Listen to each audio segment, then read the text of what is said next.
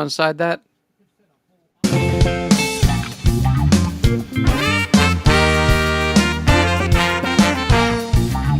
Got him.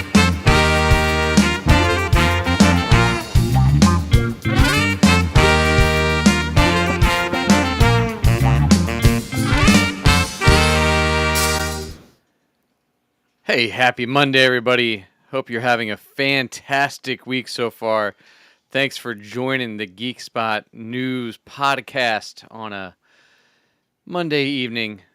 We are happy to see you. I'm Jack. That's Frank. That's Frank.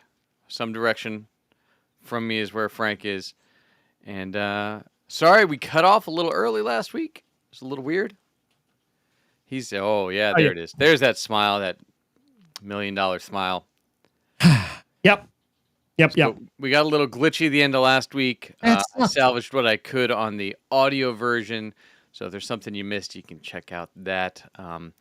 Still some more thoughts on Marvel this week coming up. We got Fantastic Four to talk about. We got all the Comic-Con stuff going on to talk through. I got some Office episodes I crammed in here somewhere in the middle of all this stuff. But before we get to all that, Frank, what's been going on, man?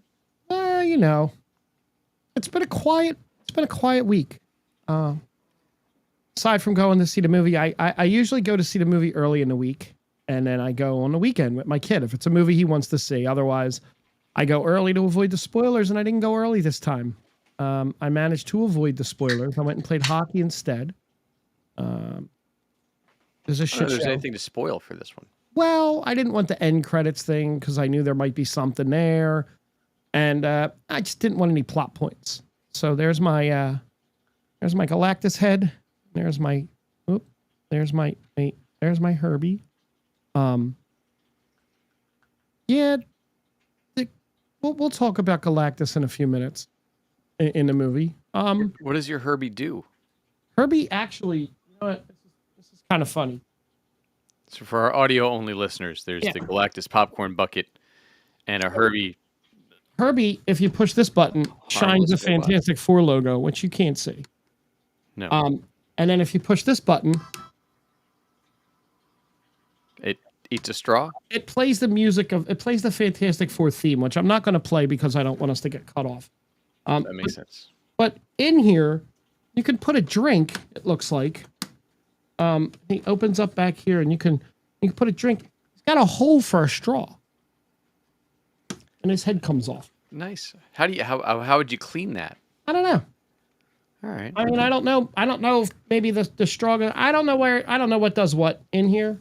Maybe it's like a prop from Happy Gilmore. You can experiment with the holes on it in the next week. Yeah, maybe it might be like a prop, like the Happy Gilmore drinking thing. I don't know. I haven't. That is on my watch list. I've not had a chance to hit Happy Gilmore 2 yet. Leave it at that.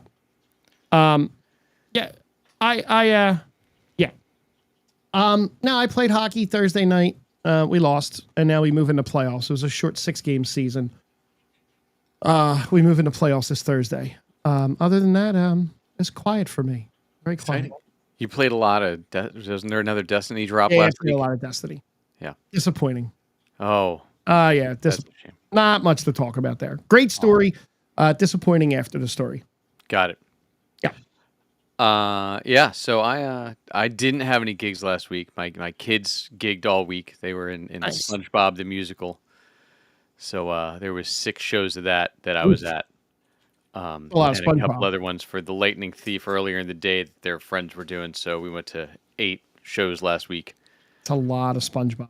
Yeah, and each show's about 2 hours and 40 minutes, counting intermission. So Oh boy. yeah, lots of that. I did manage to get out and see the Fantastic Four Sunday. So towards the end of the episode, we'll give you all our thoughts on there. I want to say at the beginning, and I know people will post. Hopefully, nobody posts any Happy Gilmore spoilers because there's a couple spoilery things. I heard Travis Kelce's in it. He is. He's actually pretty good in it. And Carl Weathers is not in it. Carl Weathers is not. He did not make it into this one. He actually is technically in it, but he's not. A lot of cameos. Bad Bunny was great. But if you're coming into this movie looking for a cinematic masterpiece, you've come to watch the wrong movie.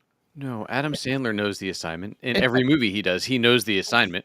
it's a little fast moving, but it's funny. I watched it twice. I don't watch it. I shouldn't have watched it a second time because then I started doing the Jack thing and I found all the holes. Oh, Yeah, I sorry to found hear all that. the holes. I'm glad that I could pass that skill on to you. The first time through, I laughed. I enjoyed it. It was a lot of fun. Stick to that. Yeah, I doubt I'll watch it a second time. Yeah, The first one doesn't really hold up once you watch it 3 or 4 times if you're watching it with any kind of discerning eye. I mean, But it's all right though. that was fun. I'm still looking forward to it because that reminds me when I didn't nitpick movies. All of the mid '90s Adam Sandler movies. Yeah. Also, he did. I will talk about that. Did I save that? Yeah, I'll save that for later. Okay. Cool. Yeah. So that's it, and then I got a bunch of local gigs coming up this week. So yes, doing some tributes because we lost a lot of people. Oh my gosh, it was a horrible week. Do we have a list? I mean, I know. No, I mean, do we have a list this week? Oh no, I didn't bother. All right, so our list this week is going to be all the people that we lost. Yeah, there's what we had Malcolm Jamal Warner passed. Right? Yeah, look, and it's a shame that that you can't see the Cosby Show. I don't think you can find it anywhere anymore. You can. It still shows on TV late at night. But it was a huge part of anyone that grew up in the last 40 years childhood. I don't know if I said it to you or if I said it maybe when I was doing the wrestling thing with T. I watched the scene. I came across it by accident. And I watched the scene because growing up, you watch that show. I mean, everybody watched that show. And it was the scene where Cliff was talking to Theo about moving out and how Theo didn't want to go to college. And he took a handful of Monopoly money and he was going through the price of things. And it was just a fun little scene. The thing that stuck with me the most was he said, I'll get an apartment in Manhattan. And he's like, that'll be $400 a month. And I was like, I'm watching it back and I'm like, yeesh. God, I wish we had those prices again, right? Right. But it was a cute little scene. It brought back some memories. Yeah, this was a great one growing up. So we lost him. We lost Chuck Mangione, who not as big of a celebrity to a lot of people, but as a musician, feels so good. And he also for again the people of a certain age. If you remember Arthur, yep, Chuck Mangione played the theme song to Arthur. You know what's funny about Arthur? Well, we'll everything and nothing at all if you look at it with the wrong eye. No, because I'll get to that in a minute. Go ahead. And we lost. So we lost Hulk Hogan. And there's a couple different ways you can take this. Time's passed now. So I'm not going to go back on it. Growing up in the 80s, Hulk Hogan the character was larger than life. If you liked wrestling, it was everywhere. He was everywhere. The red and the yellow, it was larger than life.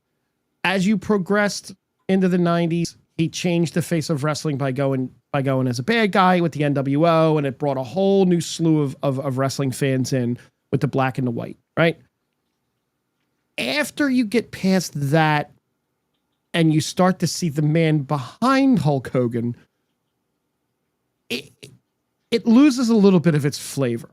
So, It's for a lot of them. Look, I still have the VHS somewhere that says The Decision, Saturday night's main event. That was the decision that Miss Elizabeth had to make between Hulk and Macho Man. Yes, the Macho, the mega powers collided. It was, look, man, as a young man watching wrestling as a kid, it was great. It was great stuff. As a man of this age, looking back and seeing a lot of the stuff that the man said. Yeah, I've been lucky enough to ignore him for the last, 30 years or so. But the time that he was there, he was right. He was all over, and he was a good role model at the time. I mean, they named WrestleMania basically after him Hulkamania. Yeah, man. as a Hulkamania because it was like Yeah. it was the thing. So, you know, I made a post. I did a little sad. And I moved on. Yeah, look, that was a big one for a lot of people. Yep. You know, less so the last 20 years, 10 years or so, other than some random things he's popped up in, but overall, yeah. Big impact on all of the Oh God, yes. industry from TV to movies to everything, right? And just real quick, what's up to Charles and Dom and Pete and Danny and Chris? See, yeah, a little slow on the Arthur's theme, Danny, but not bad. Children of Sanchez is actually one of my favorites by him. If you haven't heard that one, go check out that. Derpy Entertainment. Hello. And And there was one more, right? and Chris, I did see they did Feel Ozzy. So Good Thank on you. Friday. DMB did, which is pretty cool. I forgot he was in town. I would have gone to see him. I like All Dave weekend. Matthews. Yeah. And then as Pete and Frank just mentioned, then the Prince of Darkness has moved on to the other side. Yeah, I mean, look, he got the last concert out. The last song he sang live was "Mama, I'm Coming Home." They had a special chair built for him. Apparently, like he had Parkinson's pretty bad and spinal surgery, and the man just stopped taking all pain medication because it was slurring his words, and he wanted to be crystal clear, and he didn't want to be like slurring all over the place for his last concert. And I think he knew that he wasn't lasting much longer. Agreed. I mean, he had to be strapped into that seat. At one point during the concert, he wanted to get up and tried to get Tony Iommi to get him up. And Sharon like shot him the look of death from across the stage. I'm glad that he got to do that concert with those guys. And it was awesome. It's a sad thing. It was a real rough week for people passing away. 100%. So not as happy of a list. No. as we usually do. No, not at all. But you know, still gets moving through. So we'll move from that to, let's see. I guess we should go over and get The Office out of the way because we got a bunch of news from Comic-Con and we got the Fantastic Four to talk through. Yep. So look, for anybody I'm gonna burn through these because I only watched 3 episodes because 6 this week was not a possibility with how busy my schedule was. So that's all. I made it almost through I think the whole Tallahassee adventure. Okay. Luckily, so I got through After Hours. After Hours was fun. It was all right. Yeah. They had the happy hour thing with Kathy trying to get with Jim the whole time, and him calling Dwight about bed bugs, who sprays down Kathy, and then that was fun. Nellie trying to get with him, and Nellie trying to get with Packer, and look, it was fine. Then there's the Daryl thing which was weird when they brought Val's boyfriend in to help deliver the food, who calls out Daryl in front of the whole office for wanting to give Val because he put 5 periods on the end of a text message. Yeah. Where did I put that? I even put what it was. I don't know. Yeah, and then Pam tells Daryl that he should steal Val from her boyfriend because Pam's still an awful person. I knew you were gonna say that. So then he shoots a shot, you know. Mm-hmm. Look, it was fine. Nothing great. So it was weird though when they're in the room and Kathy's like, "Hey, is this March Madness? I love March Madness." And Jim's like, "No, that would be if it's in March." But this episode aired the end of February. Yeah. Well, I think they were trying to play up the fact that Kathy was not the smartest. I know, it's fine. I'm just saying, like, it's not like that far off when Anyway, and for Nellie's a desperate whore that wants to get with Dwight, which was weird. Oh, just wait. I have no doubt. Next one we get the test store, which this test store episode was hilarious to me because I've done store openings. It's part of all of the promo and the press and the launches and all of those things. I kind of wanted to ask you about that with your background in having done things like this. How close was that? You don't do as many of the plants. Okay. Like you don't plant a hipster outside to hang with the homeless guys. Obviously. But I mean, you do some of that throughout, right? Mhm. The one where Jim, because again, he's an awful employee, using his personal phone on the sales floor is definitely a no-no. Right. You Um, got to use the product of the store or brand you're correct. right. Correct. If you're not going to use the pyramid phone, don't be on the phone on the floor. Right. Um, also weird that I guess that was the launch for the phone service. I thought the phone service was already launched online, so weird they employees I don't didn't think I already use it. Anyway, yeah, I don't. um, and then they go make him be the worst sign spinner ever. Yeah. Um, which is fine. The other guy was Um, good. yeah, we're back to weird off Kevin jokes. Andy has the black eye from the little girl whose mother was Tig Notaro, which was a weird choice. It was. Who calls Pam fat. Yep. So look, at least the actress was leaning into the fact that she hadn't lost her baby weight yet, like a month after she had her kid and was back on set, which is weird.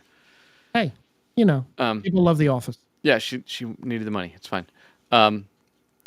Yeah, that was it though. Like not a super busy episode. No. Like not a lot to go through on that one. It's cool. And then last day in Florida, where Andy gets the call saying that Dwight's been promoted and keeps phrasing it in ways that the whole office thinks that he's dead. Like he's moved on to another position in the company. Yeah. Yeah, that was fun. That was a fun opening. Yeah, and then they go to open Dwight's treasure, which is a picture of the office staff with a poison dart. Yeah, and then they made Creed do it. Yeah, because why not? Well, it's nice for him to get an episode of season that he's actually in. Yeah.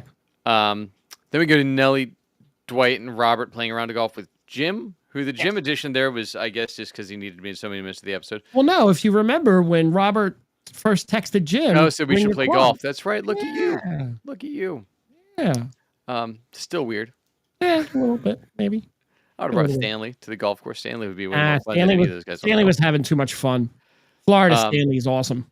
Agreed. That was one of the best lines when in a couple episodes ago when he says to Jim Jim tries to get him to get Kathy out and he's like, Jim, it gets easier every time. You don't go down this road. When Daryl and Toby are doing the Girl Scout thing, trying to compete for Kevin, who just uses and abuses him the whole episode. I mean, that's pretty spot on for anything like that. Yeah, that part was all good. And then Jim finds out that Robert's going to fire Dwight and put him, which I've also been part of this thing where he's like, I'm going to tank the retail concept because our product's crap. So why do we want a retail presence where they can touch it in the store? So I've been part of that too, before. And, then tell Pam makes Jim save Dwight because again, Pam and Dwight are best friends. Yep. Cool. And then Todd takes over as VP and then he gets fired. And somehow Ryan's already back at the office at this point while everybody else is just leaving Florida. Yeah, he left early when he realized he couldn't get with Erin. Yeah. So, there was that subplot too going on in the previous episode. But that was weird. It was kind of a burner. Yeah. Stuff with as soon as he realizes he can't get with Erin, he's like, I'm in love with Kelly. I'm like, okay. Well, they have a weird... Just on brand for Ryan. They also have a weird off-TV relationship. Like on again, off again, like real life couple. Oh yeah. I've seen a lot of different interviews. And then when Jim gets back to the office, she sees Pam kisses him. Andy sees it and is like, I have to go get Erin back from Florida. Yep. After their video chat thing, which was like obviously they're a couple in the video chat, like not even it was weird. Yeah. Based on how they've acted with the two characters last few episodes, that all of a sudden they're on video and they're like have that chemistry that they've been pushing off for a while. It was weird, but that's it. And then I guess there's a next episode is him in Tallahassee trying to get her back. So yeah, there's like 6 more episodes. Can't wait to get through them. Season. Look, man, you're rounding the corner. No, you're not. Yeah, great, no, great. You're not rounding the corner. Yeah. So that stick ended.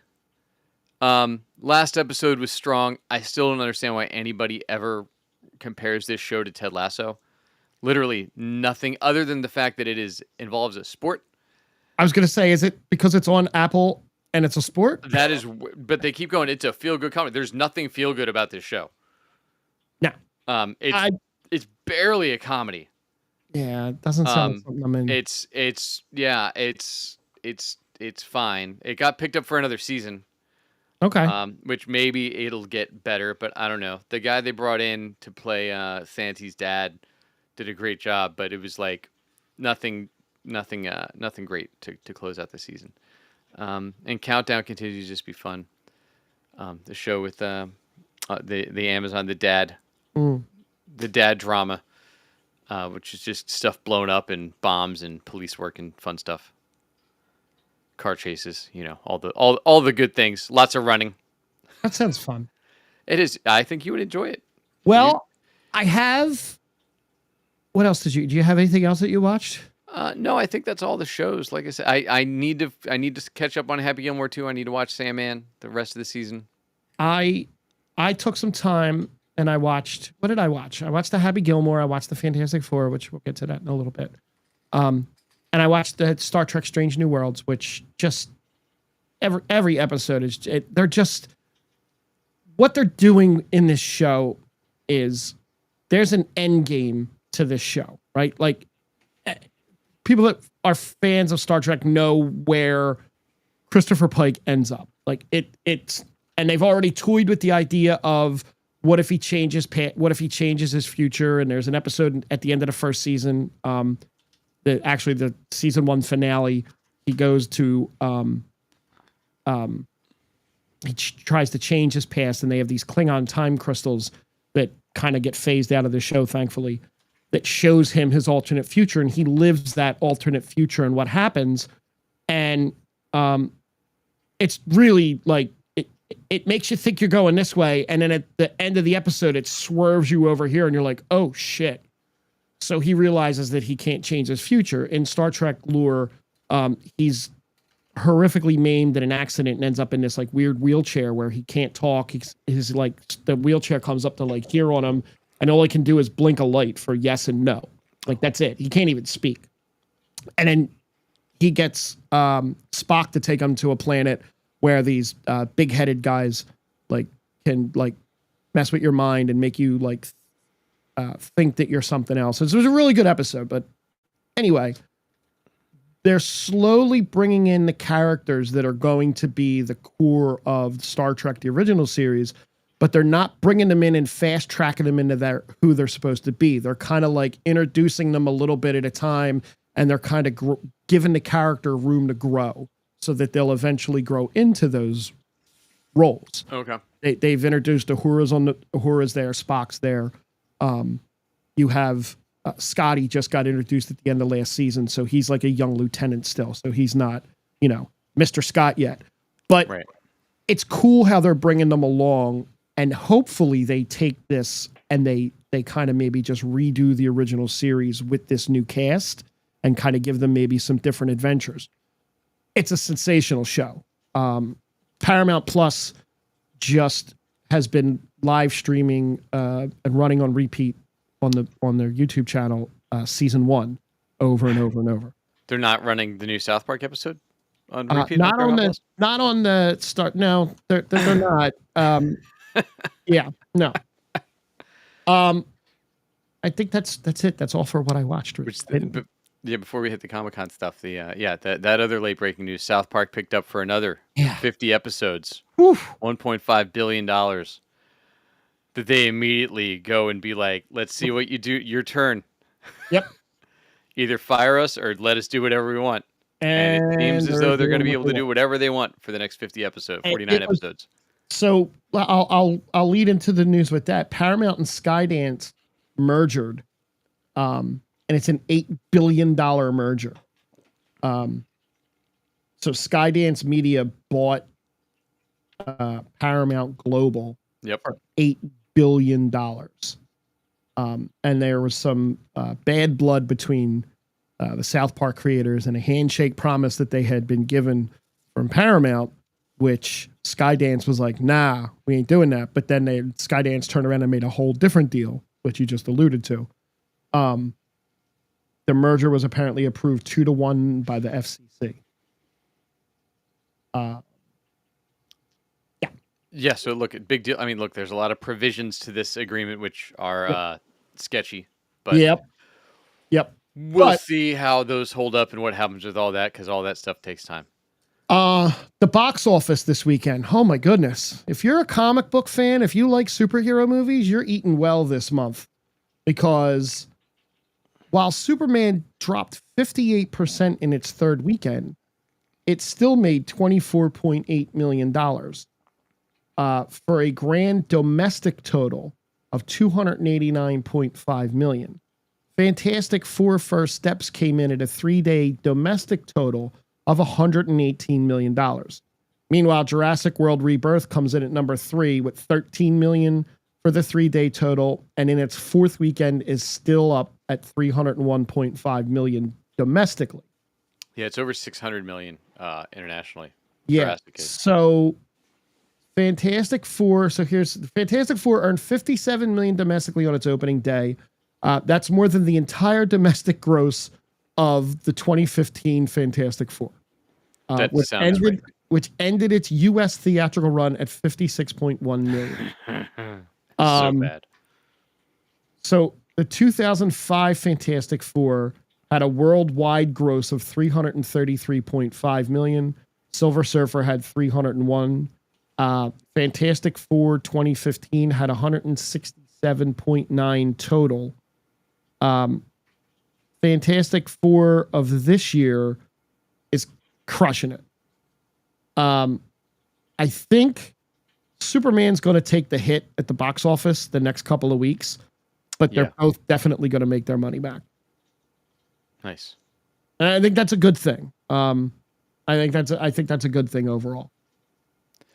Yeah, that is. It'll be interesting to see how all that shakes out. Yeah.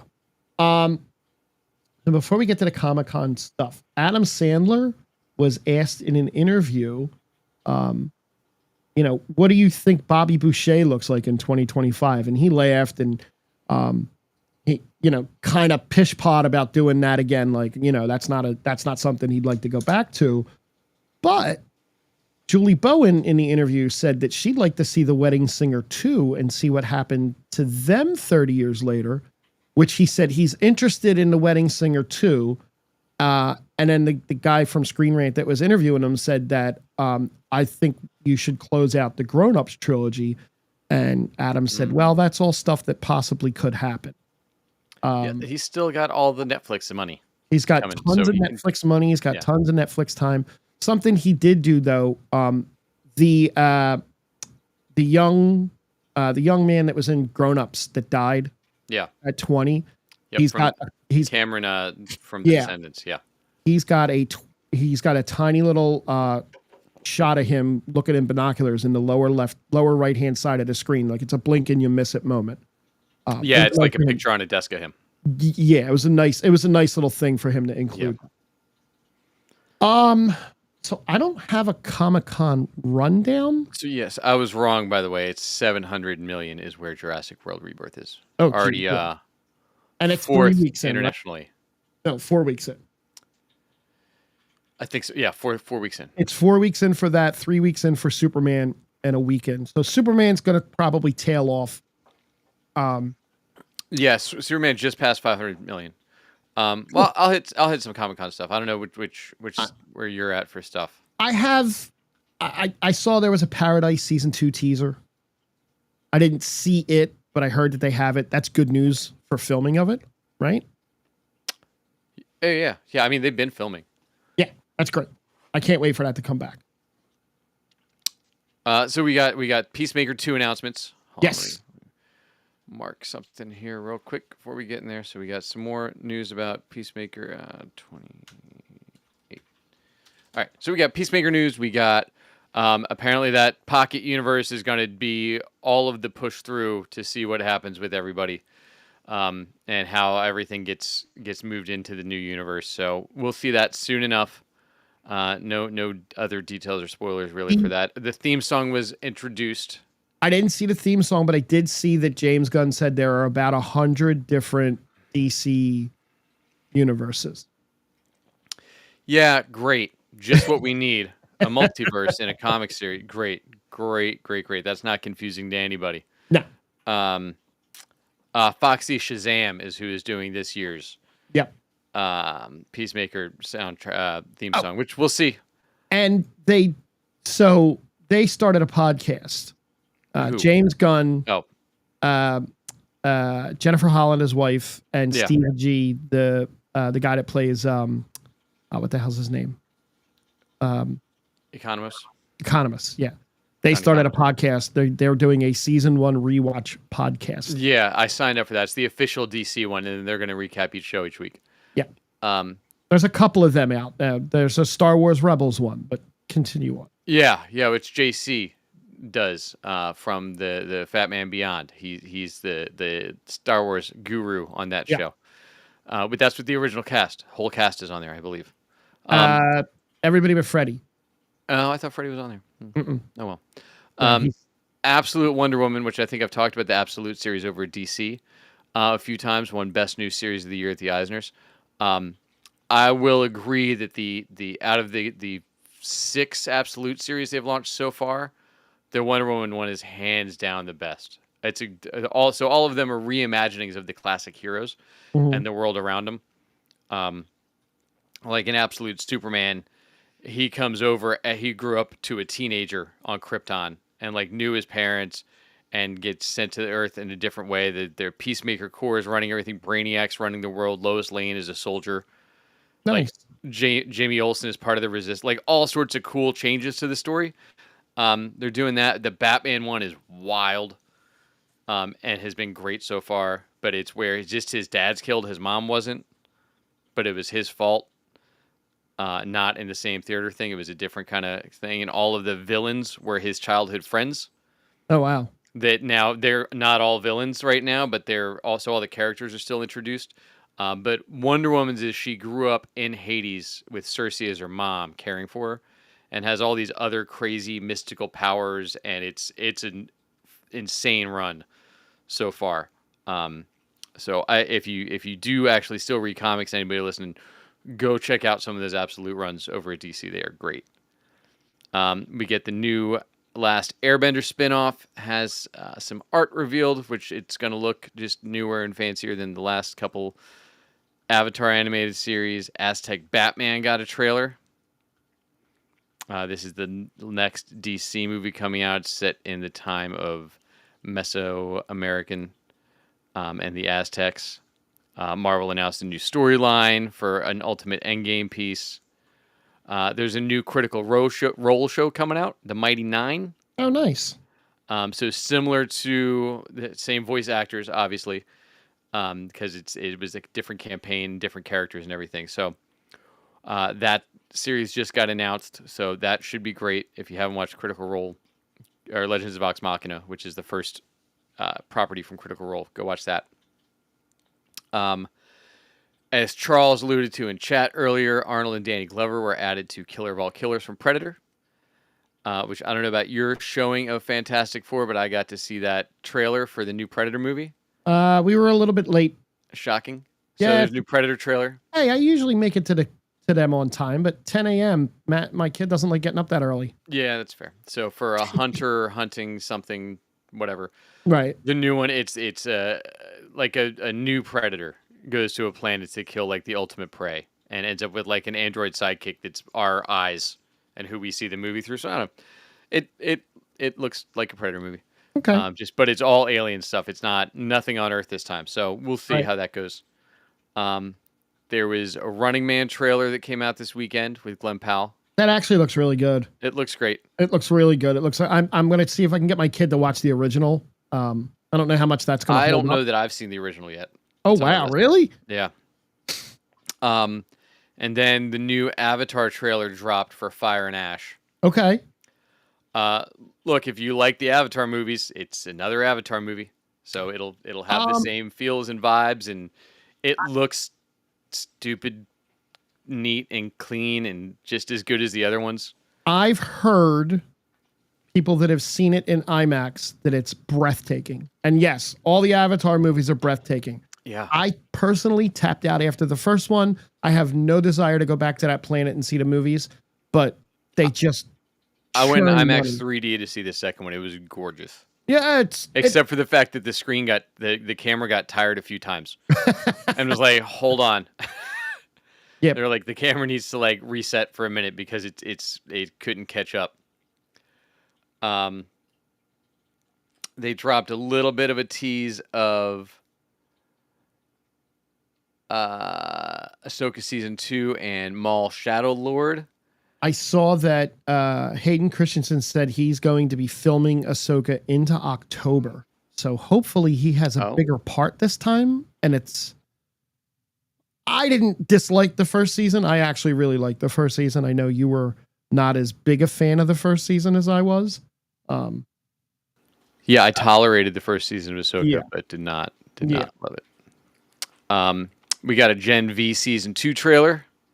I have not watched the trailers yet, but I know the gist that there's more boys in it.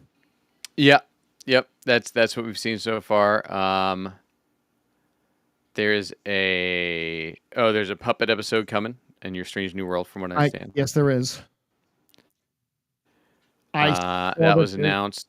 There was a Star Trek Starfleet Academy teaser. Yep. Not a lot of Star Trek fans happy about it. Well, it's because it's new characters that are young, and crotchety old men hate that. And it's 900 years away from what everybody knows, which gives it room to do kind of its own thing. Everybody keeps asking for Star Wars to do, though. Yeah, they do. There's some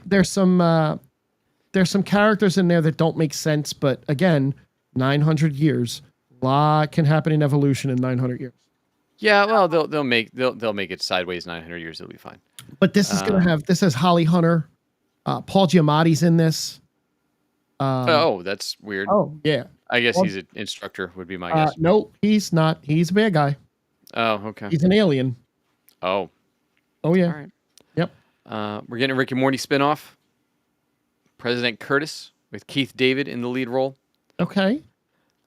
So that I haven't watched Rick and Morty in a few years, so I don't know where that is.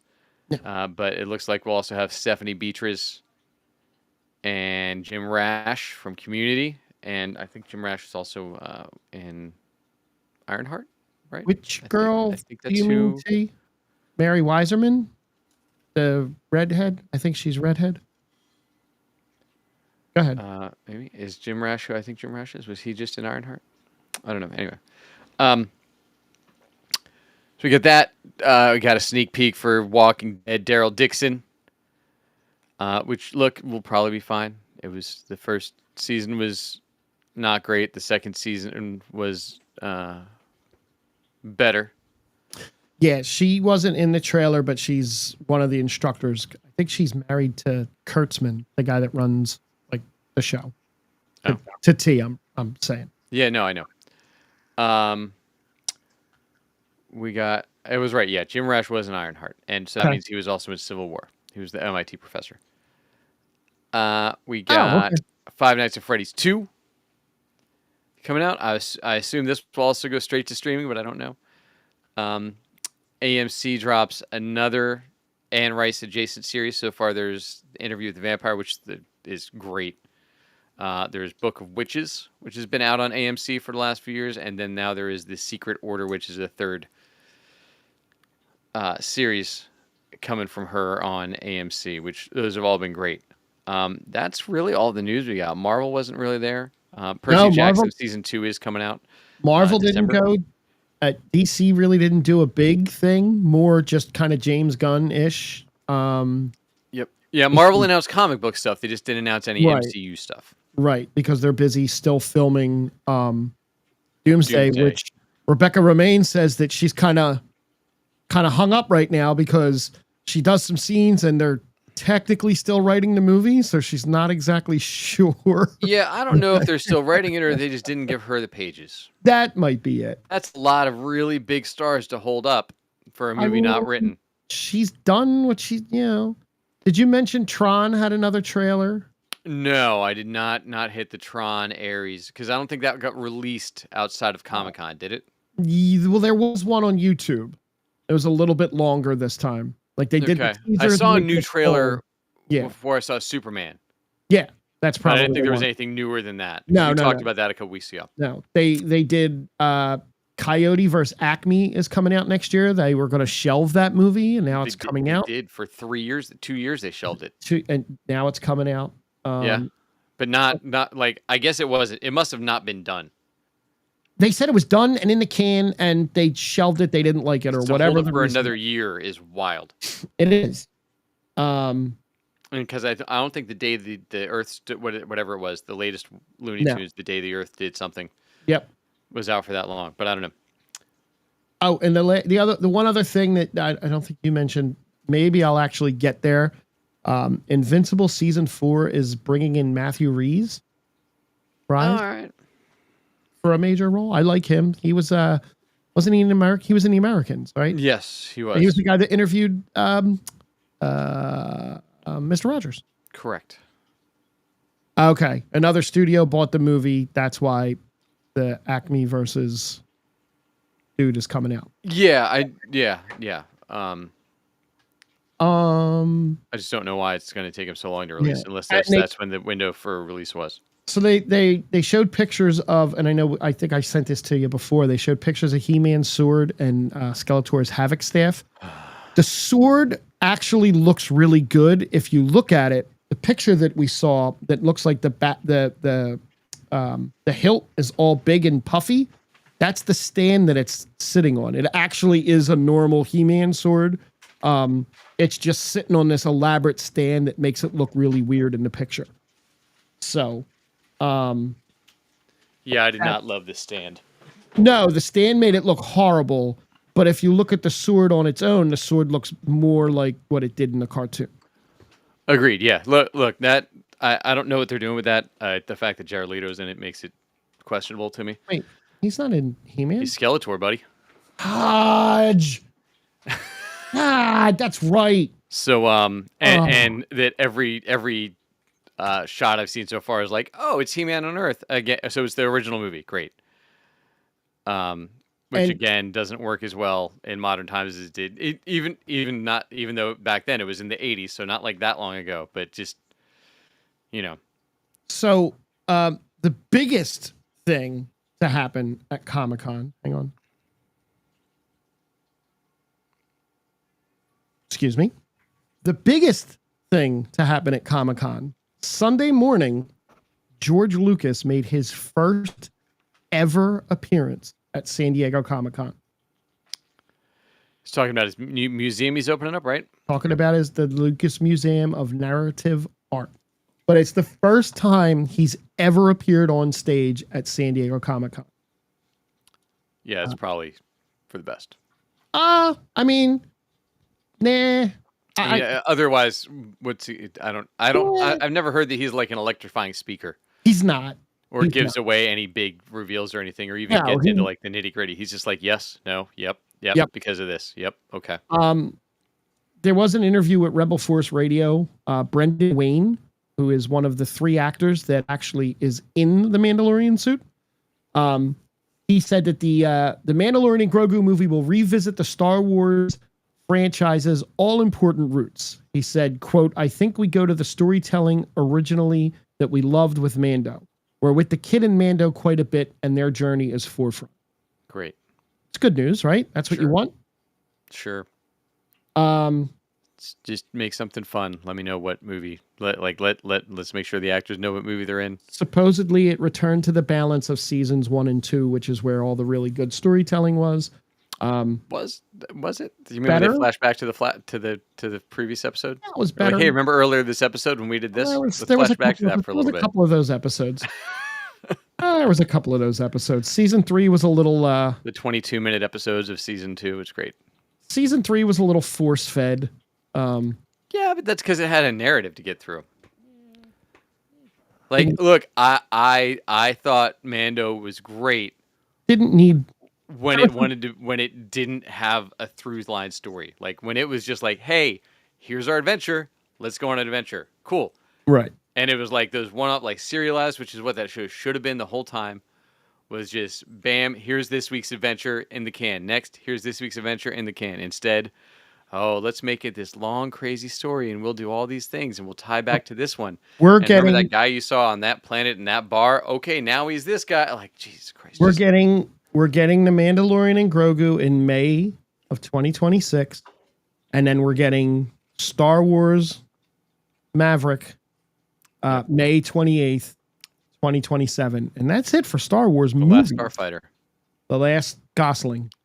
Well, Ryan Johnson was like, "Hey, so mine's not dead. I'm just really busy making Knives Out movies for Netflix and getting Right. paid all the money. So I'm, Right. I'll just do it when I get to do it.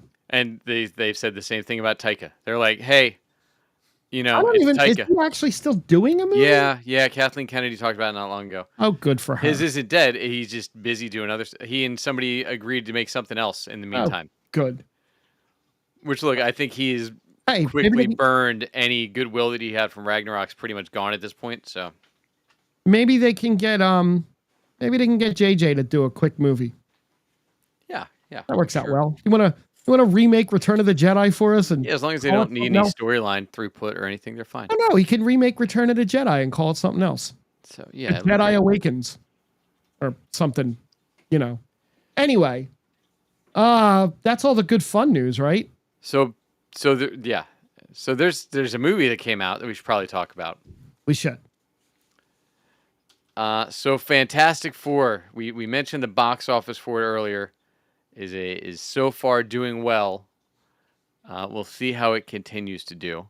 I have a funny feeling this movie, while it might not crack $1 billion, it's definitely going to crack probably between 500 and 600 million. I think it'll easily crush that. Easily. I'm trying to on the low end here. Happy Gilmore 2 we mentioned at the beginning of the show. Jack has not had a chance to see it yet. So I kind of didn't really go all in. Yeah, I appreciate that. Yeah, I don't want to spoil it for you. I'm sure he's happy and his name's still Gilmore by the end. He's not happy. Well, I'm sure he's not at the beginning, but by the end I'm sure he's happy and he gets there. Still named Gilmore. He might get there. And everything's great. But yeah, so Fantastic Four came out. So if you have not seen the Fantastic Four, and if you're listening to the podcast version 46 minutes, 47 minutes in, we're going to spoil Fantastic Four. I'm going to give you 5, 4, 3, 2, 1 to get out. But please come back. Go see the movie. Come back. And when you come back and listen, at least on the podcast version, you'll know right when. There you go. To jump back in because it's already timestamped. All right. I want to hear what you thought of the movie because you are usually a little bit of a what's the word I'm looking for? Dick? Oh, I wasn't going to say dick. I was going to say you're a little harsher on movies than I am, but sometimes it turns out that way. You were a dick to Superman, but go ahead. Well, that wasn't a good movie, so it's what happened. This movie, on the other hand, I thought was great. Okay, so normally I no big notes on this movie. Like there's nitpicky stuff that I can dive in on. I'm gonna do the nitpicky stuff, but usually I know if you like a movie or not by the way you describe it, and you just go, fine. Yeah, no, you gave this a great. This movie should make all the money. I think this movie was. I'm not going to use the buzzword. I thought this movie was great. I thought this movie was really a lot of fun. I didn't expect it to be this good. Like I went in with mid expectations just because you kept hearing how really good it was. There were some great cameos. It did a great job pulling from every generation of the Fantastic Four comics because. Like I said, so like I had some hype for this, right? I like 2.5 years ago when the movie was announced, I started reading the Fantastic Four run. Yep. I do want to say that. I read from Fantastic Four #1 through every single Fantastic Four series, and I'm still current. Dom, we're gonna recap The Office after we're done the Fantastic Four. Don't worry. Yeah. I'm gonna interject my Office thoughts throughout this Fantastic Four. Reed Richards is a dick like Jim. No. Look. Go ahead. Yeah, no, so I read through every issue that's existed, right? And this, like I said, pulls from every different writer over the years. Like, hey, well, this guy did this with this team and did this with this character, or created this character and pulled it in, and you hit all of them. I thought it was a really smart way to do the recap without doing a full origin story, with just giving like, hey, here's the highlight reel. You all know the story, but I'm going to give you the highlight reel anyway. Um, and then, and it's tough because there's so many ways to parallel this to Superman, right? Right. Because you're coming in the middle of the story, you're not coming to the beginning. But how do you get to the middle of the story? Right. And get people that maybe are 5 or 6 and don't know the history of Superman. How do you get it through in this, right? I thought they did a really nice job with that. Hey, here's our TV special that we're going to show you of when they beat this person and they fought the Red Ghost and they fought, which unfortunately the Red Ghost himself was cut out, which is lame. Yeah. And you get the Mole Man and you get the iconic first cover of Fantastic Four with the big Mole Man monster coming out of the ground. They still managed to squeeze that in. Later on, you get mentions of Puppet Master, who is another one of their original villains, Diablo, who came out early on for them. Who was the third one? Mad Thinker. The Mad Thinker. You got Mad Thinker earlier on, who I was really stoked that there was going to be a cameo of somebody as the Mad Thinker. Yeah. And then there was not. But Mad Thinker is a great villain for them to use throughout because he's always just not quite as smart as Reed. But he has like everything planned out to like the second for all of his things. So there's some really cool visual things you could do cinematically with the Mad Thinker. Big fan of that character. But yeah, so like I thought it was cool how there was all these different plot points that they pulled from all these different eras of the Fantastic Four and tied them all in. I had a lot of fun with the movie overall. Something that I found out just today, actually, we were talking in another chat about, I called it the E-Trade CGI baby. Okay. Right? It's fair. Apparently the baby was not CGI, according to Vanessa Kirby. They used a real infant for the entire shoot, which is odd because some of the facial expressions the E-Trade baby made, and I'm going to keep calling it the E-Trade baby, from the E-Trade commercials, which did not look real. Also better than Superman, the E-Trade commercials. Wow. I thought the movie was a lot of fun. My kid enjoyed it. The mid-credit scene, which I want to talk about in a minute, was about on par. The 828 universe is Jack Kirby's birthday. And naming the Rocket Excelsior one is the Stan Lee nod. We still need the new Stan Lee. Like we still need that new the new cameo crossing everywhere. Yeah. I thought the throwbacks to the 60s stuff, the ABC stuff, and like the way that the lettering and all that, I loved all that. I thought all that stuff was great. I really, really liked her as Silver Surfer. I thought she did a great job. I could have used more of her. One of the little things I didn't like about the movie was I could have used maybe about 15 more minutes of the movie. It was tight. It was very tight. A very tight edit. Agreed. So as Charles mentioned real quick, just to hit in the chat earlier, the 1994 Fantastic Four cast did all make cameos. Alex Hyde White and Rebecca Staub were TV journalists. Yep. Jay Underwood and Michael Bailey Smith were power plant workers, and all four show up at the end as civilians saluting the Fantastic Four. I liked I like the aesthetic. I like the fact that the Human Torch wasn't just a dumb playboy, for lack of a better word. I like that he was a little bit smarter. I wish we had more Ben Grimm stuff. There has to be cutting stuff on the floor for that. They had to have cut stuff. It seemed like he had a whole subplot with Natasha Lyonne's character that they just kind of chopped up a little bit. Well, I think it would have distracted from the movie. It would have. It absolutely would have. I think the movie was fine the way it was. So, and the character that Natasha Lyonne played is made for the movie. Yes. However, there was a stretch during Mark Millar's run in Fantastic Four with a character called Deborah Green, who Ben Grimm did fall in love with. He used to do... he's the super tough guy, but he used to go back to his elementary school and go give pep talks to the kids, and like just like in the movie, right? That was just he was back on Yancey Street. They never called it Yancey Street, I don't think. Uh, This is such a big no, part of the it was comics that he was so for like 20 years in the comics, if not longer, the Yancey Street gang used to yeah. prank Ben Grimm every week. He'd get Okay. like a package in the mail that would come in and it'd be like a cream pie that would shoot out with a spring, like like that kind of stuff every week. Um, but anyway, so in the comics it was Deborah Green.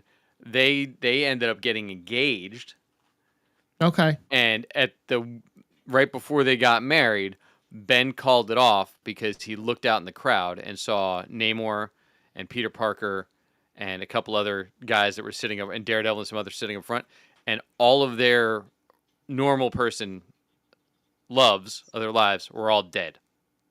Oh, okay. And he was like, I don't want that to Right. happen to you, so I have to leave. Oh, wow. So like really poignant storytelling that they did in there. So we might get that.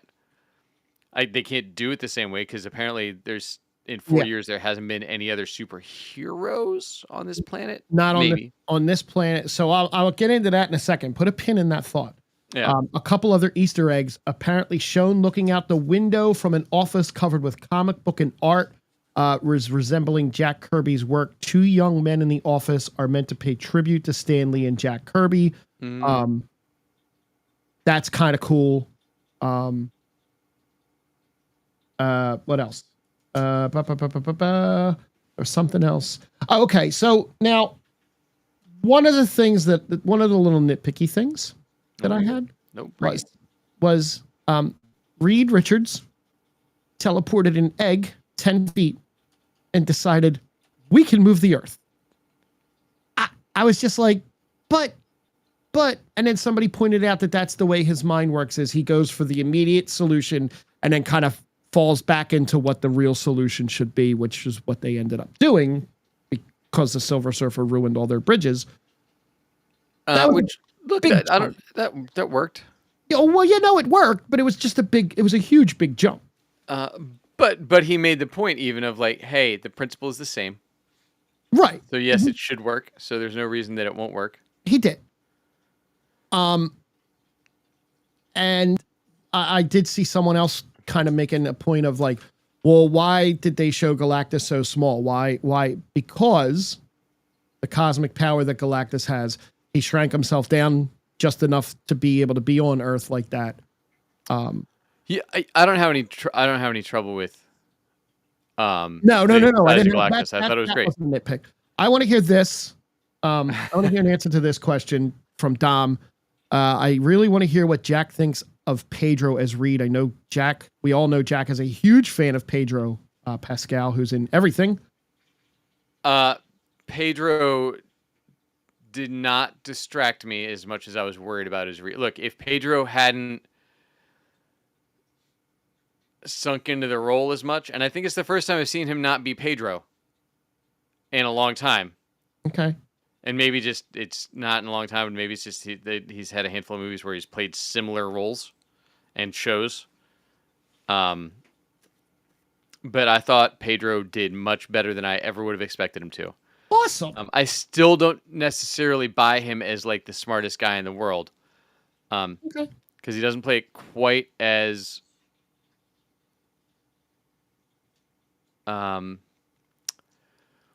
quirky. Okay.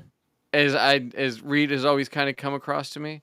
I think one of the things that helped the movie in general is they didn't force humor into it, really. Right. Like there was a couple spots, and it was always Johnny just being kind of a dick.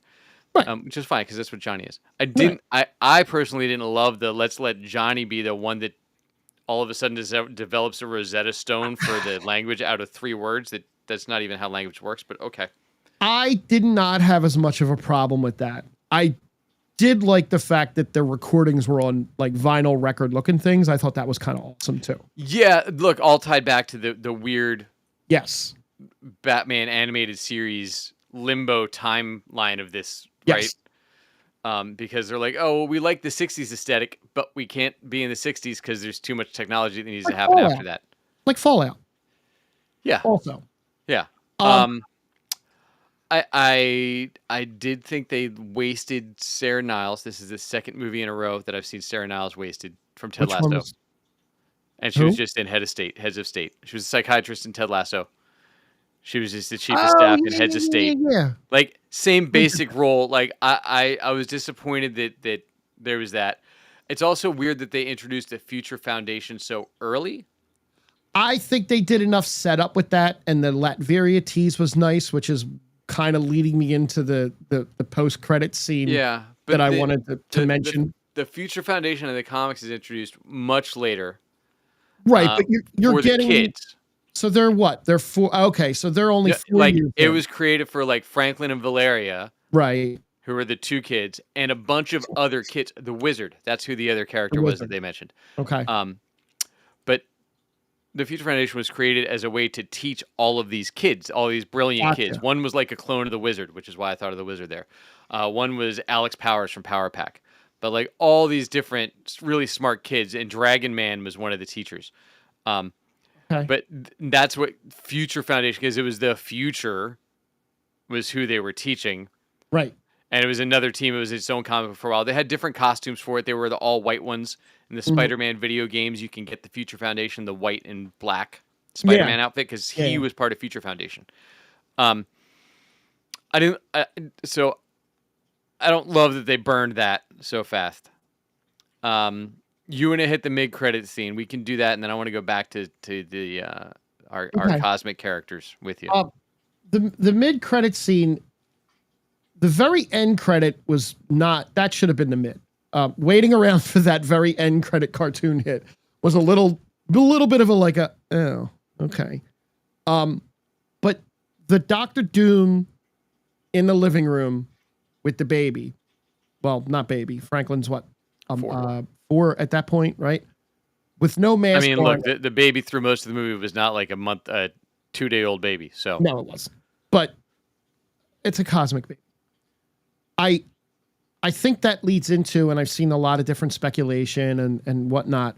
But one of the theories going into Doomsday is that the ship that you see at the end of the Thunderbolts might not be the Fantastic Four, it might be Doctor Doom and Franklin, because that Earth is the only Earth in the multiverse supposedly without a Fantastic Four, and that would be where he went to get away from them.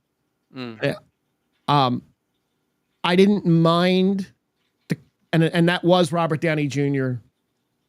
covered up as Doom. I hope he made all the money to show up for that. I'm sure he made up. Second. Apparently, he was on set for a lot of the movie too.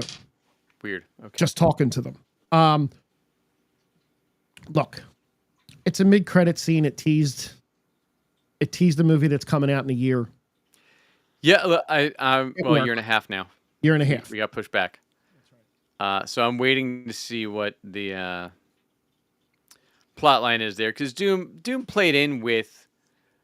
There was one story where Doom took Franklin because he wanted to trade Franklin to Mephisto to get his mom back from the underworld, which was a fun, actually pretty cool storyline that they did.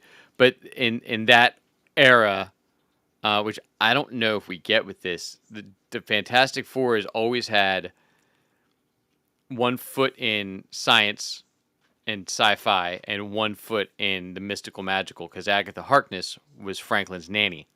Right. In the comics for like 20 years. And you get all these introductions of all of these other heroes and villains and all this kind of stuff because of Agatha and her protecting Franklin, but then somebody comes after Agatha and they get pulled into this other storyline with like her kids and all the stuff that you get in the I'm not going down the rabbit hole of this could be this. One of the other bigger things that I had seen was basically that he's coming to our universe to resurrect Wanda through Franklin. To get to Loki, whatever. Shouldn't Didn't there be a Wanda somewhere else? Yeah, but the Prime Wanda is Yeah, I don't know. That all sounds way too complicated for a movie-going audience. it again still being Great for a filmed- comic book story, awful for one that you need to make $2 billion from. It's all being filmed still. So who the hell knows? Because pulling that there's only one world that doesn't have the Fantastic Four, but then the Fantastic Four world doesn't have any other heroes. So Yeah, I don't know. yeah, I don't know. um, I don't. I don't buy any of that. Look, I trust McFeely, who's the one writing it. He is when the MCU actually had their shit together. So I'll take that. So what did you think of Julia Garner I as loved the her. Silver Surfer? I thought she was great. I again could have used a little bit more, but I thought she was great actually. I liked her. I didn't need the hair. Eh, Like did she that especially with the scene when it like made her, they're like, well, because her hair was styled that way that day. right. That's how her hair is going to be forever encased in this silver. Okay, it's like all right. Yeah. But I appreciated not.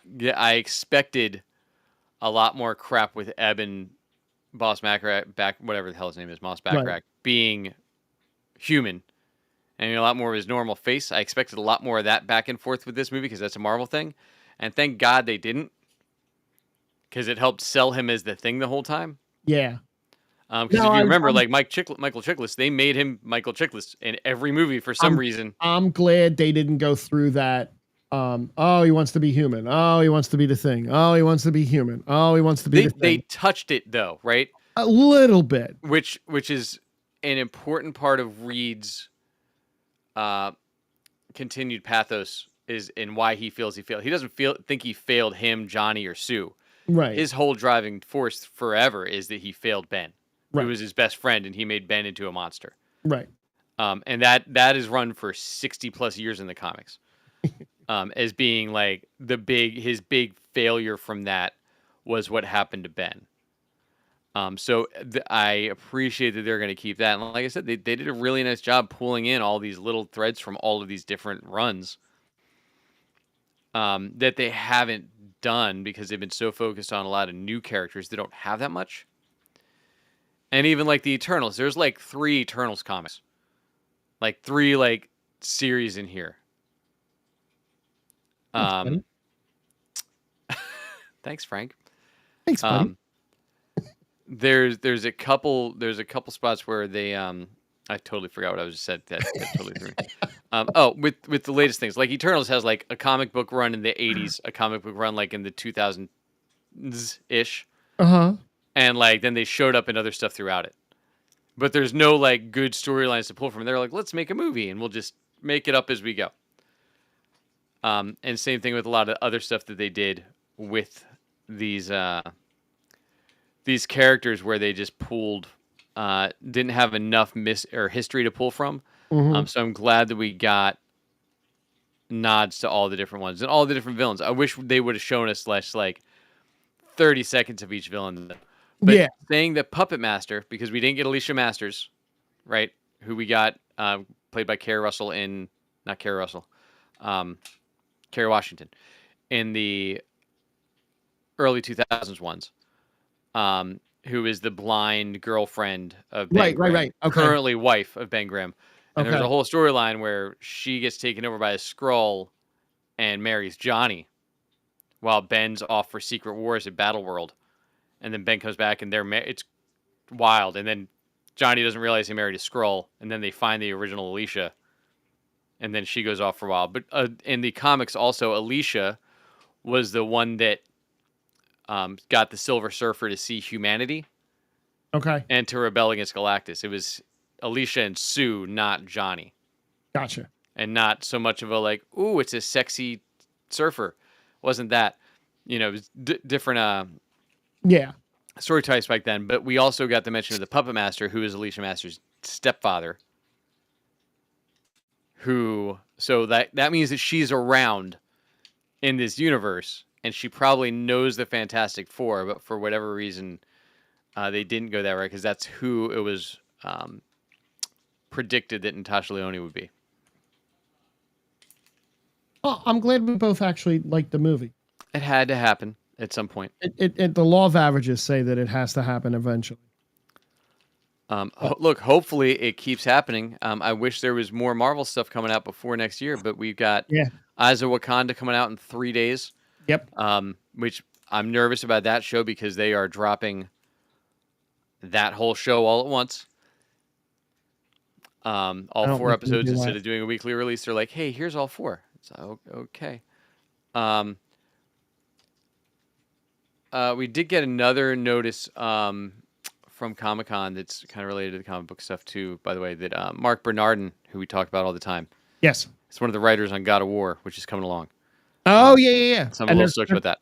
they're trying to make the tone of the TV show match the tone of the game, which is Of brutal. the I love big it. Norse influence one, which should be great. So yeah, overall, I think it was well done. I'm excited to see where it goes from here. I wish we didn't have to wait a year and a half to get more Marvel movies. But we got Eyes of Wakanda, Wonder Man, another season of Daredevil. I guess another show somewhere in there. I don't know what else we get. I don't know what else is coming. But well done to them. And yeah, you can find me at Jack Kid Music. You can find Frank at Gimzak. Anything else you want to hit up? You got The Island of Relevancy Wrestling podcast airs this Wednesday live on YouTube with myself and T, as we'll be talking up SummerSlam that's coming up this weekend and all the fun stuff that we think is going to happen and why the show SmackDown sucks so bad right now. Sounds great. Thanks for finding the Geek Spot, everybody. We'll see you next time. Bye.